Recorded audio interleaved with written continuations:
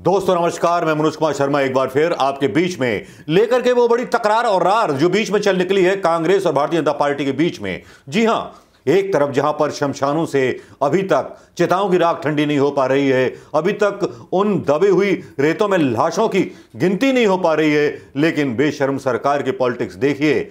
जैसे ही red down किया जाता है कोरोना संक्रमितों का, वो बात अलग है कि टेस्टों की संख्या कम कर दी जाती है। 15 लाख टेस्ट किए जाते हैं, जिसमें 90% टेस्ट जो होते हैं रैपिड वाले किए जाते हैं, जिनमें कोई श्योरिटी नहीं होती कोरोना संक्रमित के बारे में पता चलने की। आरटीपीसीआर टेस्ट कम कर दिए जाते हैं। और इस बीच एक कामयाबी का डमरू लेकर के भारतीय जनता पार्टी आती है और उसको डुगडुगाने लगती है अपनी गोदी मीडिया के सहारे। उससे पहले कुछ एक एनटीपीसी के भवन में पूरी मीडिया को बुलाया जाता है सरकार के कारिंदों के द्वारा, मंत्रियों के द्वारा, और मोदी जी की बिगड़ी हुई इमेज को ठीक करने की कोशिश की जाती है, क्योंकि मोदी जी की इमेज विदेशों तक में जो खराब हो गई है, मोदी जी से सवाल पूछे जाने लगे हैं। इंटरनेशनल मीडिया सवाल उठाने लगा है हिंदुस्तान के उस प्रधानमंत्री पर जो अपनी सफेद दाढ़ी पर इतराता है। आज सवाल उठने लगे हैं उस सरकार पर जो अपनी कामयाबी पर इतराती है। सवाल उठने लगते हैं बंगाल चुनावों पर, उस भाषणों के जिन भाषणों में कोरोना का पूरा एक फसल बो दिया गया पूरे देश में। लेकिन इस बीच भारतीय जनता पार्टी इसके उलट एक काम करना शुरू कर देती है। आपको जैसे पता है कि पोस्टर लगाने के पीछे लोगों को गिरफ्तार कर लिया जाता है, उन लोगों को गिरफ्तार कर लिया जाता है जो दिहाड़ी मजदूर होते हैं। लेकिन भारतीय जनता पार्टी की वो बेशर्म सरकार एक बार फिर अपना एक प्रोपेगेंडा लेकर के आती है और कांग्रेस पर आरोप लगाती है। और कांग्रेस पर आरोप कुछ इस तरह से लगाए जाते हैं ये कहकर के कि राहुल गांधी ने एक टूल किट बना लिया है। आपको याद होगा इस टूल किट का पहली बार जिक्र कब हुआ था? जब ग्रेटा जो थी एक जलवायु परिवर्तन, जब वो बोल उठी थी किसानों के समर्थन में, तब एक टूल किट का आविष्कार किया गया था। उस टूल किट के आविष्कार के जनक भी Bharatiya Janata party IT cell के लोग थे, जो बाद में गलत निकला। ग्रेटा थंबर्ग ने उसकी सफाई दी।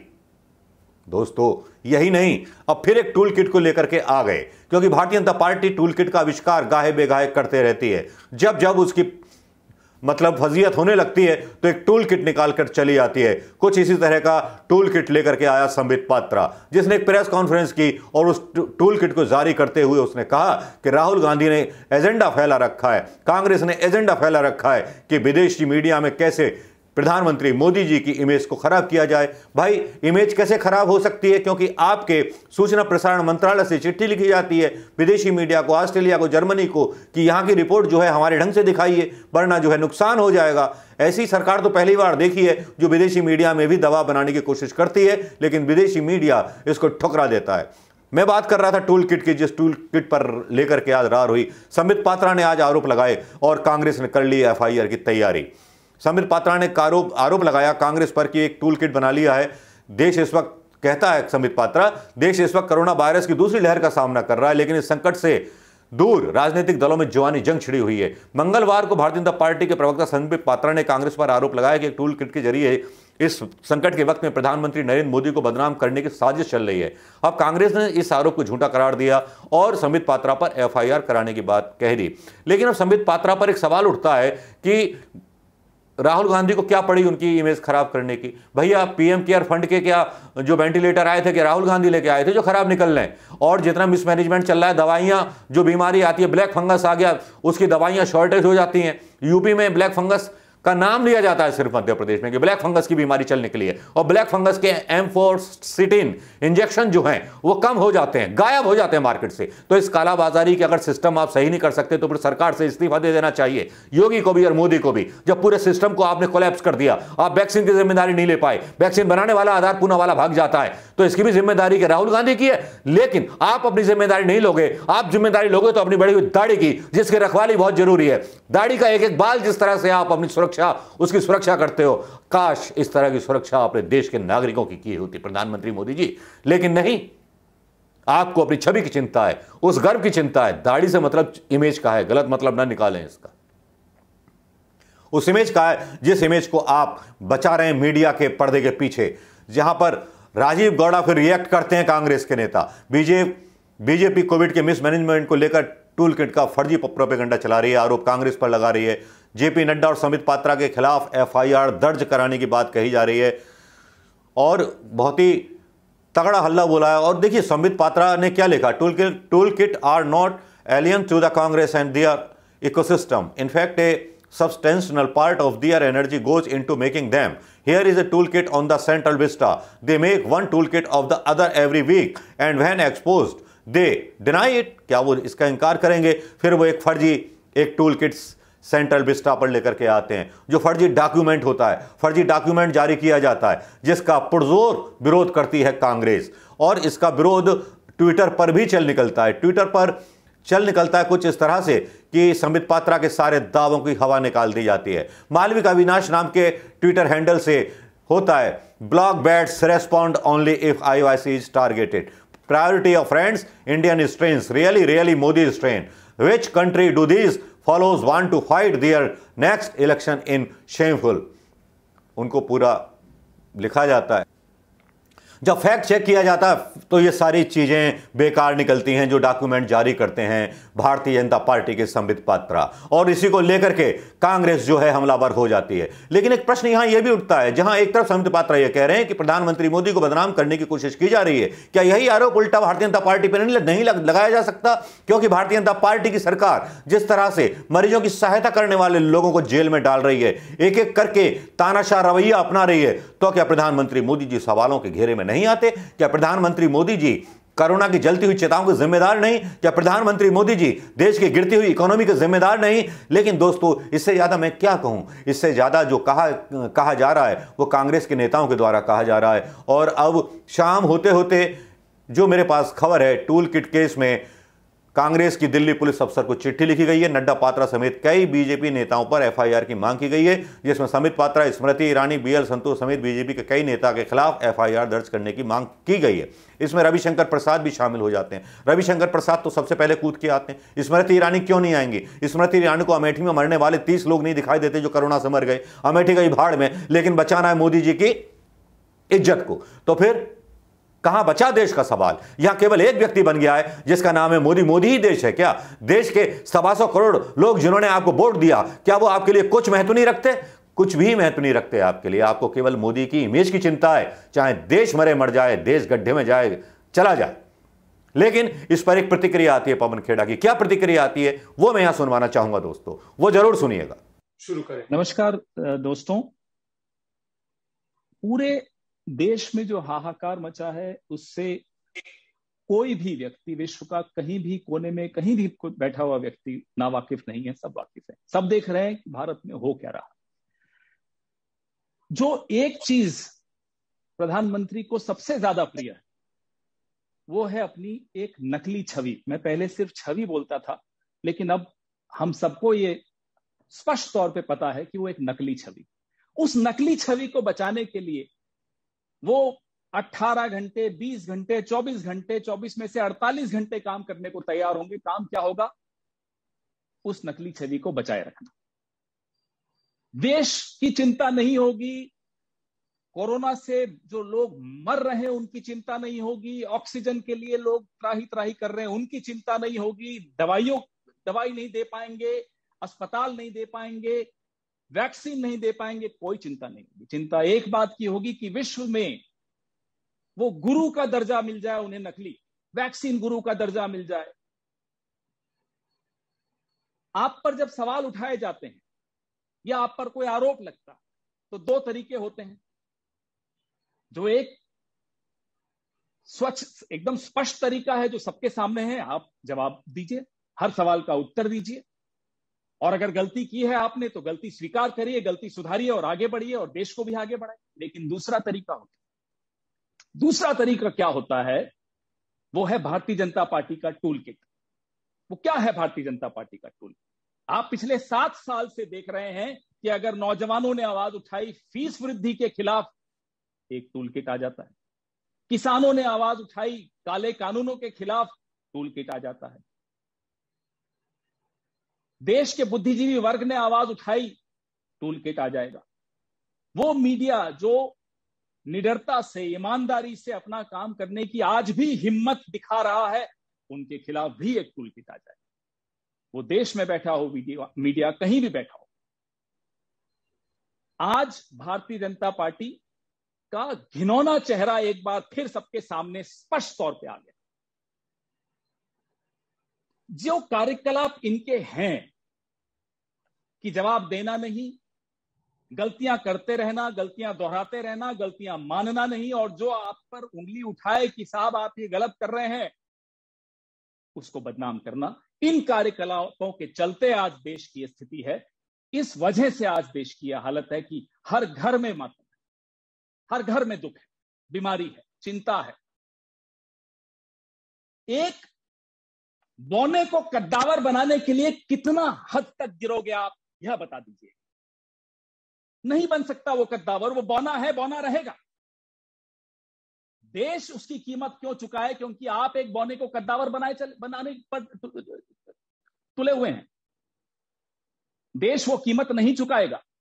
देश का मीडिया आवाज उठाएगा, सवाल पूछेगा, देश का विपक्ष सवाल पूछेगा, आवाज उठाएगा, क्योंकि हम आपकी तरह नहीं हैं कि अपना कर्तव्य भूल जाएं। हम आपकी तरह नहीं हैं कि सवालों के जवाब नहीं दें, और जो हमारा कर्तव्य है सवाल पूछने का, वो सवाल न पूछें और आवाज न दें उन लोगों को जो अस्पताल के बाहर बिलख बिलख के रो रहे हैं और मर गए।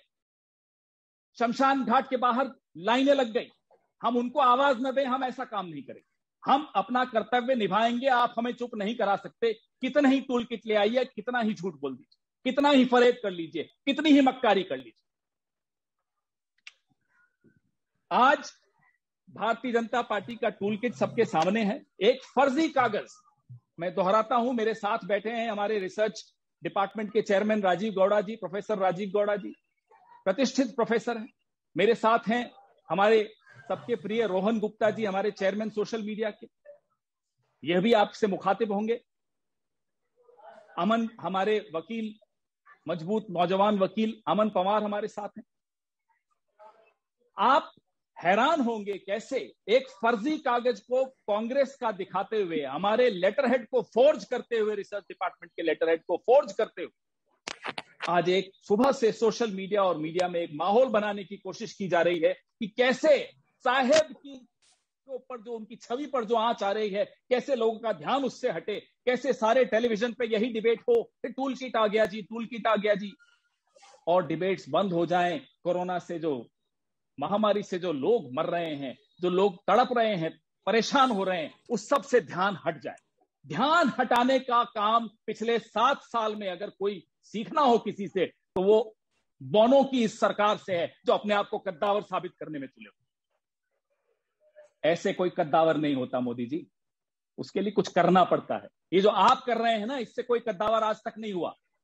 इससे तो देश भी बौना हो जाता है, लेकिन इस देश को आप बौना कर नहीं पाएंगे, क्योंकि इस देश का एक इतिहास है, बड़ा स्वर्णिम इतिहास है, हमारी एक संस्कृति है। उसको आप जैसे कई लोग आए और चले जाएं तो उससे कोई बौना नहीं हो सकती हमारी संस्कृति। लेकिन लानत भेज रहा है आज पूरा देश इस तरह की प्रवृत्ति को कि आप कैसे झूठ, फरेब और मक्कारी के साथ रास्ता लेते हुए असली मुद्दों से ध्यान फिर से बटाने में कोशिश करते रहेंगे। आप कामयाब नहीं होंगे मोदी जी। लोगों की आंखें खुल चुकी हैं। आपका असली रूप, आपका असली चेहरा सबके सामने वापस से स्पष्ट तौर पे सबको, पूरे देश को दिख रहा है। माफ कीजिएगा, पूरे विश्व को दिख रहा है। आपको तो चिंता विश्व की ज्यादा होती है, देश की कम होती है। पूरे विश्व को आज आपका असली चेहरा दिख रहा है, और जितना आप इसको ढकने की कोशिश करते हैं, उतना उजागर हो जाता है आपका असली चेहरा। और कोई बहुत खूबसूरत चेहरा नहीं दिख रहा है इस सरकार का। माफ कीजिएगा, इस सरकार का एक बहुत ही हल्का चेहरा सामने आ रहा है, असली चेहरा सामने आ रहा है। आपको लगता है इन चीजों से हम डर जाएंगे? ये नकली कागज बना बना के जो आप झूठ फैलाएंगे, उससे देश घबरा जाएगा, देश का मीडिया डर जाएगा, देश का विपक्ष चुप होकर घर बैठ जाएगा। माफ कीजिएगा, आप हमें जानते नहीं हैं। न इस देश के मीडिया को आप पहचान पाए हैं, न इस देश के विपक्ष को आप पहचान पाए हैं, न इस देश के एक एक नागरिक को आप समझ पाए हैं। अगर समझ लिया होता तो आज इस तरह की ओछी हरकतें नहीं करते आप लोग, जैसे आज आपने की है। आज इस फर्जीवाड़े के खिलाफ हमारे प्रोफेसर राजीव गौड़ा और रोहन गुप्ता जी की तरफ से अमन पवार जी आपको बताएंगे, एक एफआईआर दर्ज की है जेपी नड्डा, संबित पात्रा, बीएल संतोष, स्मृति ईरानी एवं अन्य नेताओं के खिलाफ, जिन्होंने इस तरह के फर्जी कागज को अपने सोशल मीडिया पे और मीडिया पे प्रेस वार्ता के जरिए लोगों को दिग्भ्रमित करने की चेष्टा की और असली मुद्दे से ध्यान हटाने की कोशिश की है। हम चुप बैठने वालों में से नहीं है। नड्डा जी, सुन लीजिएगा बड़ा ध्यान से। आपको दोनों कान खोलकर आज अच्छी तरह से सुन लीजिएगा। कांग्रेस का एक एक सिपाही, इस देश का एक एक नागरिक आपकी असलियत जान गया है और अब वो चुप बैठने वाला नहीं है। आप जितने कोशिश कर लीजिए झूठे कागज सामने लाइए, एक एक का जवाब दिया जाएगा और करारा जवाब दिया जाएगा। 2024 तो जब आएगा आएगा, आपके लिए प्राथमिकता से चुनाव होती है, हमारे लिए प्राथमिकता आज है। कोरोना से जो लोग मर रहे हैं, हमारी प्राथमिकता वो है। हम कोरोना से लड़ रहे हैं, हम आपसे सवाल पूछ रहे हैं, हम आपको बार बार सलाह दे रहे हैं कि ऐसे नहीं ऐसे कीजिए, और आप क्या कर रहे हैं? एक बौने को कद्दावर बनाने का विफल प्रयास कर रहे हैं। बंद कर दीजिए ये प्रयास, अब ये प्रयास सफल होने वाला नहीं है, बहुत देर हो चुकी है।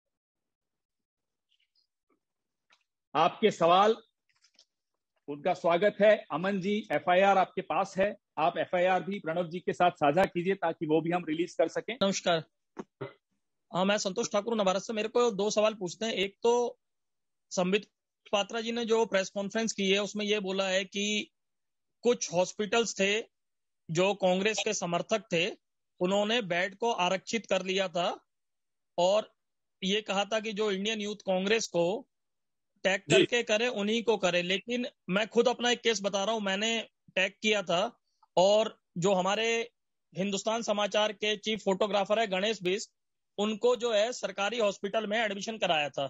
तो सरकारी हॉस्पिटल तो सरकार चलाती है, तो उसमें वहां पर ऐसा कौन बंदा है जो कांग्रेस की मदद कर रहा है? क्या आप बोलेंगे भाजपा को कि उनको ढूंढे?